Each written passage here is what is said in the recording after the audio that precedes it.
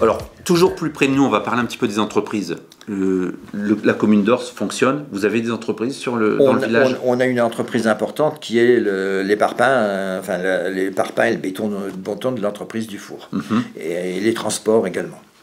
Et donc, c'est une entreprise qui fait vivre au moins entre 70 et 75, qui a 70-75 employés. C'est pas mal. C'est pas mal. Et on avait aussi une autre entreprise qui faisait des charpentes métalliques et bois.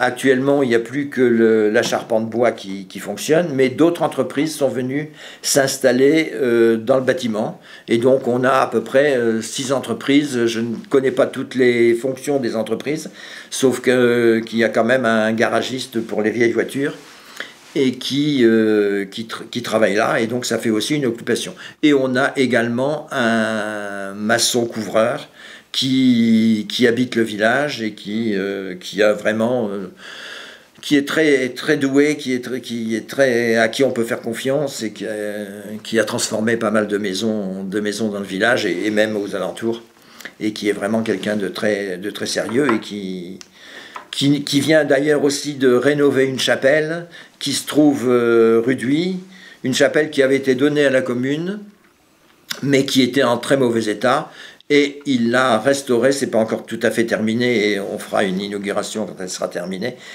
Assez frais. Assez frais, entièrement assez frais. Donc c'est beau. Oui, c'est parce que c'est rare de trouver quelqu'un qui s'implique autant dans son village. On a parlé des entreprises locales. Il s'est passé, il y a très peu de temps, un événement important. On en a parlé dans tous les médias. Or, c'était devenu une plaque tournante au niveau du cinéma. Oui. Un jour, c'est pareil. J'ai quelqu'un qui est venu dans la commune en disant: est-ce que je peux faire des photos? Parce qu'on a repéré votre commune, on voudrait... on va tourner un film, on voudrait faire quelque chose. On va tourner un film d'après une œuvre... de bande dessinée. Bon, ok, aucun problème. Donc, ils ont pris des photos. Quelques mois après, ils sont revenus pour refaire d'autres photos. Et ensuite, il y a toute une équipe d'une dizaine de personnes qui sont venues, et on a fait le tour du village, on a cherché les lieux qui étaient les plus propices. Et puis finalement, il y avait quelque chose qui était intéressant pour eux, c'était l'église, parce que sur la bande dessinée, on retrouve la façade de l'église. Alors que ça n'avait vraisemblablement rien à voir, c'est simplement une prémonition du graphiste sûrement. Et donc ils sont venus et ils ont dit: on va construire à côté de l'église, on va reconstruire. Donc ils ont monté les décors. Ça a duré pendant un mois, le montage du décor. Ensuite, pendant un mois, on a tourné le film. Tous les bâtiments de la mairie étaient occupés, que ce soit le presbytère, même l'ancien café où on avait... La mairie également, parce que les jeunes venaient faire des cours le matin. Avant d'aller se faire filmer, et il y avait une prof qui était là et qui enseignait, et la salle d'archives était pleine de costumes. Enfin, tout était occupé, et vraiment on a vécu sous l'occupation des Lulu. Et finalement c'est un très bon souvenir. C'est un très bon souvenir. Même les habitants ont participé, ont assisté, étaient enchantés, et même bien au-delà du village. Et même des écoles aux alentours qui venaient pour voir comment se tournait un film, comment ça se passait. Et donc ça a été vraiment une expérience pour tous les villageois, et tout le monde. Ça a quand même perturbé pas mal la vie du village, mais tout le monde était content. Parce que finalement, on était obligé d'arrêter la circulation. Oui. Et puis de mettre de la terre sur le macadam. Enfin, on revenait en 18, quoi. ou en 15, je sais pas, puisque c'était le début de la guerre. Allons-y, silence partout, s'il vous plaît. Attention à vos oreilles, s'il vous plaît.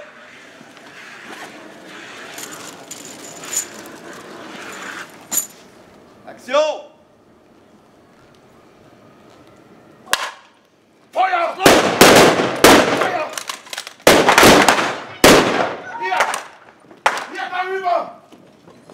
Monsieur le maire, bonjour. Quelles sont vos impressions? Ça a déjà été une surprise de les voir, de voir qu'ils investissaient cet espace pour construire tous ces décors, de voir comment ils arrivent à rendre vraiment quelque chose de réaliste alors que ce n'est que vraiment que du décor. Et donc ça c'est impressionnant. Et puis ensuite voir un tournage, on est vraiment à l'intérieur et on découvre un tas de choses qu'on ne connaît pas finalement. Et donc c'est toute une expérience qui mérite d'être vécue et d'être vue. Alors pourquoi Or a-t-il été choisi? Apparemment pour l'église. Parce que notre église est exactement celle qui est sur la bande dessinée. Donc c'est ce qui a donné un élan supplémentaire. Et puis ensuite, l'espace qui était disponible. Et donc c'est ce qui fait que Or a été déconnu. En plus, ils m'ont dit que c'était pas loin de l'Aisne, et comme ils étaient dans l'Aisne, on est voisins. Donc voilà les raisons un petit peu qui les ont attirés ici. Action!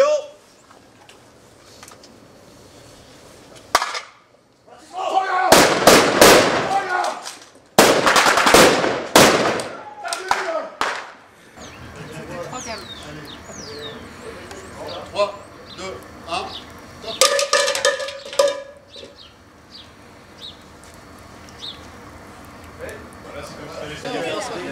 Rachel, faut que je te parle.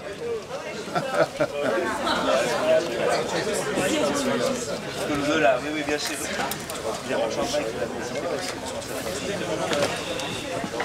Regarde, regarde. Qu'est-ce qu'il fait de mange?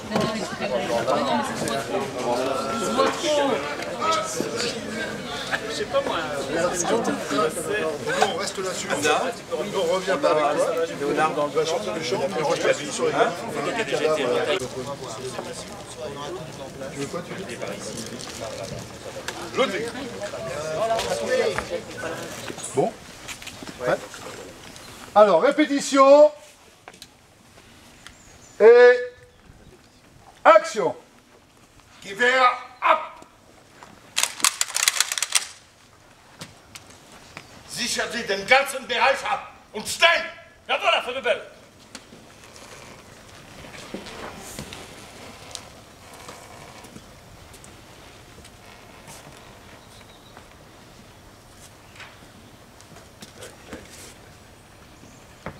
Il faut aller un poil plus loin, s'il te plaît, Jean-François. Ah, je te fais le bruit des casseroles. Répétition et action. Gewehr ab! Sichern Sie den ganzen Bereich ab und stellen! Jawohl, Herr Rebell!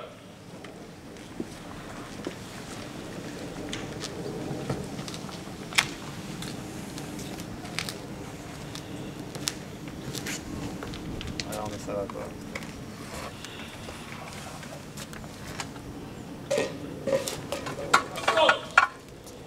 Feuer! Feuer! Cop, cop. Il faut que tu partes. Moteur. Tourne! Tourne. Mais tourne.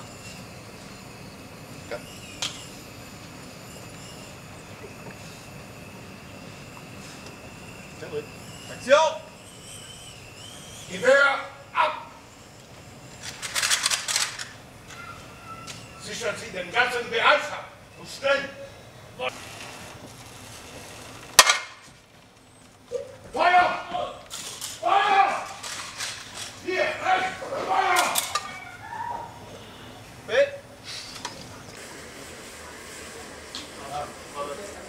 Ok. Quand tu veux, Yann. Non, c'est bon. Action. Rechts! Rechts! Rechts! Rechts! Halt! Gewehr anlegen!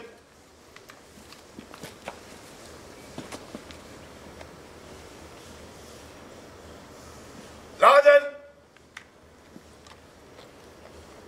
Anlegen! Feuer!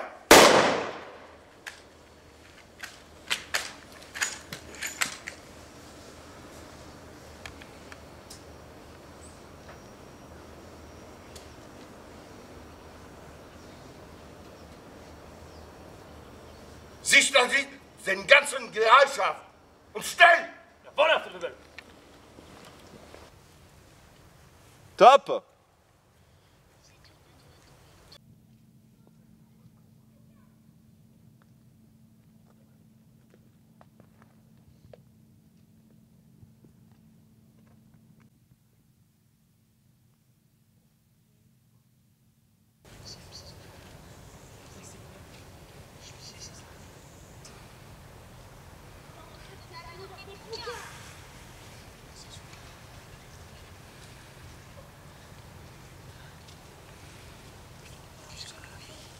enfants qui passent. Vous m'impressionnez pas avec votre charabia, votre crotté et votre fusil. Non mais de quel rang on met le feu aux réserves des braves gens? J'ai des bêtes à nourrir, moi. Es gibt einen Grund zur Erfregung. Mir wurde befohlen, einen Deserteur zu jagen. D'abord, on est en France, et en France, on crie pas sur les dames. Si vous voulez envahir un pays, il faut du savoir-vivre. Vous cherchez un déserteur, moi je suis pas étonné qu'il ait foutu le corps avec un malotru comme vous. Geht, Et maintenant, partez, allez, partez avant que je me fasse. Ruhig, ruhig. Na, los, Jungs. Gehen wir.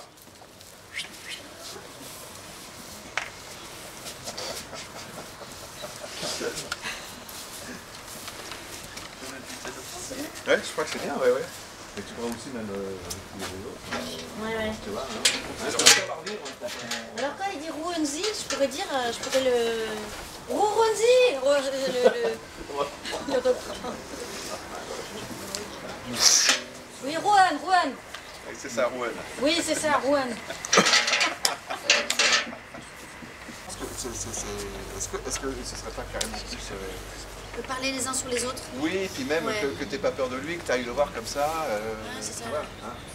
Je sais pas si je le toucherai. Non, mais t'avancer, faire Avancer, tac, ouais. tac, tu vois. Peut-être pas dans un premier temps, mais pendant... Non, ouais.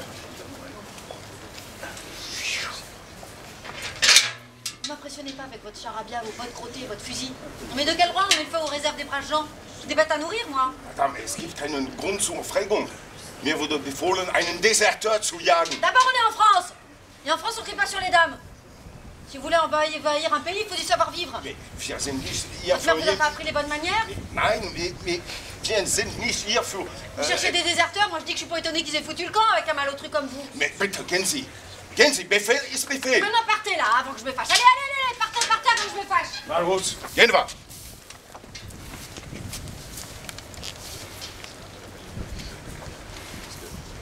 Là, j'en ai fait un, juste. Oui, si t'en fais... Ouais, je pense qu'il en faut un ou deux, maxi. Ouais. Alors, dans votre village, monsieur le maire, vous avez également beaucoup d'associations dont on parle bien au-delà d'Ors. Oui, puisque on a une association qui date depuis 1860, qui est les Jouteurs.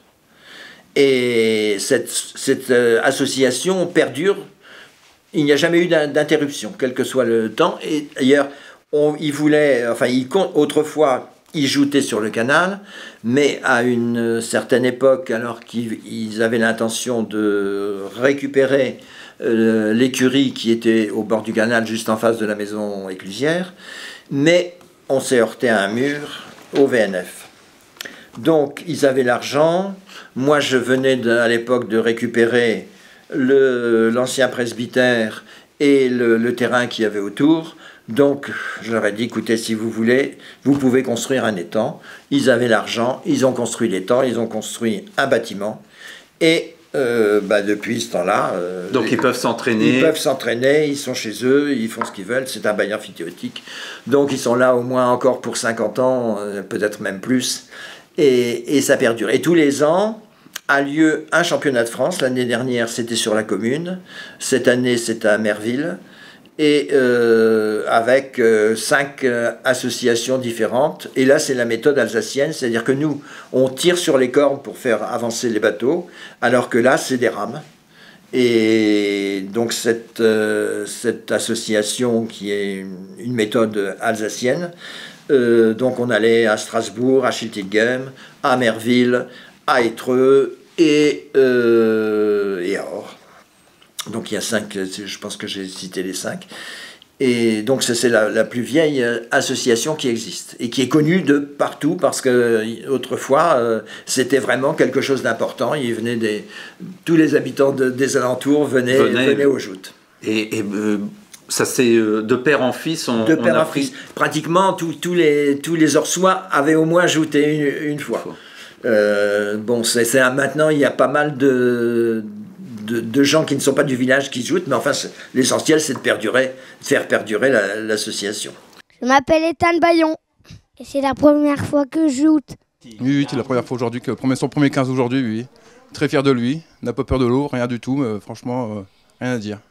On voit c'est un petit courageux. Oui, très courageux, oui, très courageux. Et vous, ça fait combien de temps Moi j'ai joué 15 ans, j'ai arrêté pendant 10 ans, je reprends cette année. Alors Ethan, c'est la relève, donc nous, ça nous fait toujours plaisir de voir des jeunes monter sur la planche, 6 ans en plus, et qui n'a pas peur du froid, de l'eau, de la lance, parce que vous voyez, quand vous avez la lance qui arrive sur vous, ça fait toujours une petite impression, et quand un enfant de 6 ans n'a même pas cette impression, on dit que pour nous, ça va être de la graine de champion. Donc on a confiance à Ethan, qui, forcément, Ethan, c'est le fils d'ajouteur, donc il ne peut que se développer dans la joute nautique. Alors, qu'est-ce qu'il y a comme autre association? Alors, comme autre association, on a le foot, bien sûr, qui est une association qui marche bien. On a les boules. Oui. Juste derrière. Juste derrière, aussi sur un terrain qu'ils ont aménagé et qu'il va falloir remettre un peu en état de séjour. On a les tricoteuses. Qu'est-ce qu'ils font, les tricoteuses? Alors, les tricoteuses, elles tricotent pour chaque naissance une layette pour le nouveau-né. D'accord. Et ça, il y a des années fastes et des années moins fastes, mais à chaque fois, ils ont leur layette. On a également un club pour les personnes âgées. On a aussi une association de chasseurs. Il y a à la fois l'association de chasseurs Orsoise, pour tout ce qui est les pâtures. Et on a aussi, ça ne nous concerne pas directement, mais l'association de chasse de Bois-l'Évêque. On a encore la danse, et les jeunes, en fait. On a aussi... On a une association qui s'occupe de sport au niveau des anciens. Oui, mais ça c'est l'EVS. Alors, c'est l'espace de vie sociale. L'espace de vie sociale qui est sur les 5 communes. D'accord. Bazuel, Orre, Catillon, Roger-de-Beaulieu, Mazinguien. Ça consiste en quoi? Alors ça consiste à faire des activités. Alors il y a de la gym, il y a du culturel, il y a des cours d'informatique. Et ça tourne dans les communes. D'accord. Donc c'est aussi un plus. C'est pas vraiment une association locale, mais c'est une association en commun. En local, je suis en train de... On a aussi l'amicale des pompiers. Alors les pompiers ont un rôle important dans la commune. Les pompiers ont un rôle important. Ils sont très nombreux. Ils sont à 28 maintenant. On est en train de prévoir une construction d'un bâtiment qui soit va permettre d'agrandir le bâtiment existant, soit sur un autre terrain qu'on avait acheté il y a quelques années spécialement pour les pompiers, mais à l'époque il n'y avait pas trop les fonds nécessaires pour le faire, mais ça peut encore se faire. Donc on attend. Là actuellement ils vont remettre en état, ils vont adapter au bâtiment existant une salle de cours. Des toilettes aussi, parce que maintenant il y a également, non seulement il y a des hommes parmi les pompiers, mais il y a aussi des femmes. Donc il faut que tout le monde puisse vivre correctement, quoi. Tout à fait. Donc là c'est un plus important. C'est un plus important, surtout qu'on est groupé avec Catillon et même un peu le Pomeroy et Bazuel. D'accord. Au niveau éducation, nous avons une école flambant neuve, ou presque. Oui, qui a 12 ans de construction maintenant, sur un terrain que la commune avait récupéré. Alors là aussi, ce sera peut-être intéressant d'en parler, parce qu'en fait, c'est avec l'entreprise du Four que l'on a pu récupérer 4 hectares de terrain au cœur du village. L'entreprise a négocié les 4 hectares et m'a dit: qu'est-ce que t'en penses? Est-ce que si je te laisse les 4 hectares, est-ce que moi je peux pas? Parce que l'entreprise était près de l'ancienne école. L'école gênait l'entreprise gênait l'école. Oui. Les bâtiments commençaient à être vieillissants, donc il fallait bien faire quelque chose. Donc au départ, j'avais prévu de reconstruire là-bas. Mais monsieur Dufour, Jean Dufour, le patron, l'ancien patron, a dit si tu veux, alors moi j'ai mis le droit de préemption sur les 4 hectares qu'il avait achetés. Lui, il m'a racheté pour le même prix l'ancienne école, et donc comme ça il y a eu un échange constructif pour tout le monde, et donc on a pu faire un parc, on a pu faire construire l'école, on a pu construire aussi l'écoquartier, et donc tout ça a contribué aussi à améliorer le village. Alors derrière l'école, on a un petit étang Vous avez même fait l'acquisition de chèvres. Voilà, c'est-à-dire qu'en fait, il y avait déjà une partie. En fait, au départ, on n'avait qu'une partie de ce petit étang. Et puis, moi, je voulais faire une mare pédagogique. J'ai dit pour l'école, ça serait très bien. Donc, j'ai demandé au propriétaire qui avait l'autre partie si on pouvait faire un échange de terrain. On a échangé, donc on a l'intégralité. C'est bien clôturé. Et donc, maintenant, on a 3 chèvres qui broutent et qui évitent de tondre et d'entretenir. Et ce sont les chèvres qui entretiennent autour de l'étang. Alors, il y a également même une partie jardin. Il y a aussi une partie jardin qui a été faite pour les enfants de l'école. Et donc, il y a un professeur qui jardine avec eux. Quand ils sont sages, ils ont le droit d'aller au jardin. Ils ont le droit d'aller au jardin et ils ont le droit de cultiver des radis ou des petites salades et des choses comme ça et de profiter de la nature là aussi. Alors, si on reste dans le même secteur, juste à côté, on a 2 bâtiments importants, la bibliothèque. La bibliothèque, et à l'intérieur de la bibliothèque, on a une agence postale. Donc on a la chance d'avoir gardé. Et la bibliothèque a un fonds uniquement consacré à la guerre 14, avec Owen, et donc on a la chance d'avoir gardé l'agence postale, et ça fonctionne bien, et c'est quand même un plus pour tous nos habitants. Alors, on va parler un petit peu du mode de chauffage au niveau de la commune, parce que je crois que c'est quelque chose d'important, surtout aujourd'hui. C'est quelque chose d'important. Oui, et on est très heureux d'avoir choisi ce mode de chauffage, parce qu'en fait, il y a quelques années, le parc cherchait à implanter des chaufferies au bois déchiqueté.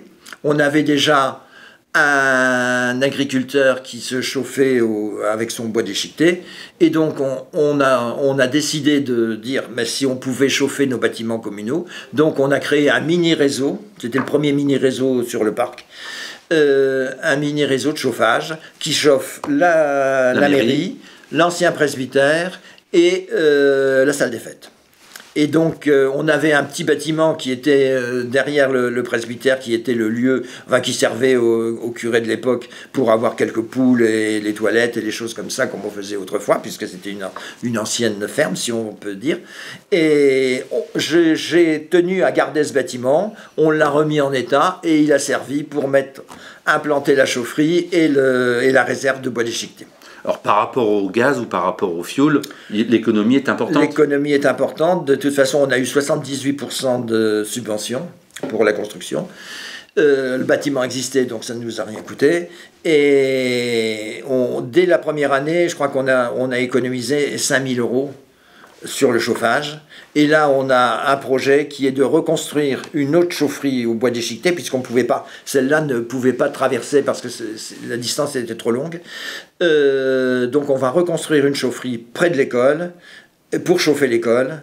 Et donc, là aussi, on va faire, j'espère, une économie importante. Parce que là, actuellement, vous chauffez à quoi? Au gaz. Au gaz. Avec 3 chaudières. Avec 3 chaudières, dont une qui est déjà en rade, pourtant elle n'est pas si vieille que ça. Et l'entretien de ces chaudières, je ne sais pas, à l'époque on n'avait pas le choix, puisqu'en fait c'est des appels d'offres.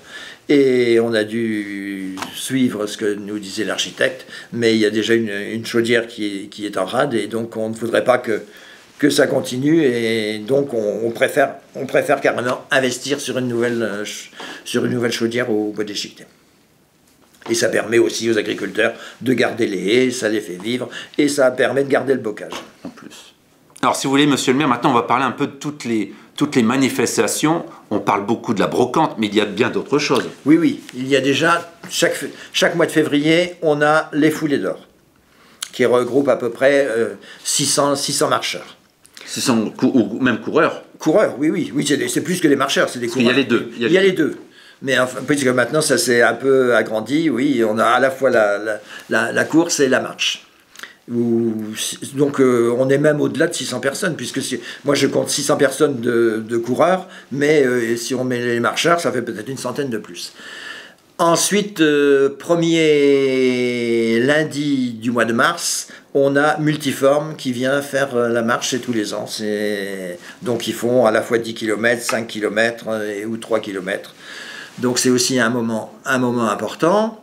On a également en général en début juillet la Garden Party Wilfred Owen, Donc ça, c'est organisé par l'association. C'est organisé par l'association et un peu par la mairie, quoi. Autrefois, on allait au Bois-l'Évêque quand on pouvait bénéficier des lieux.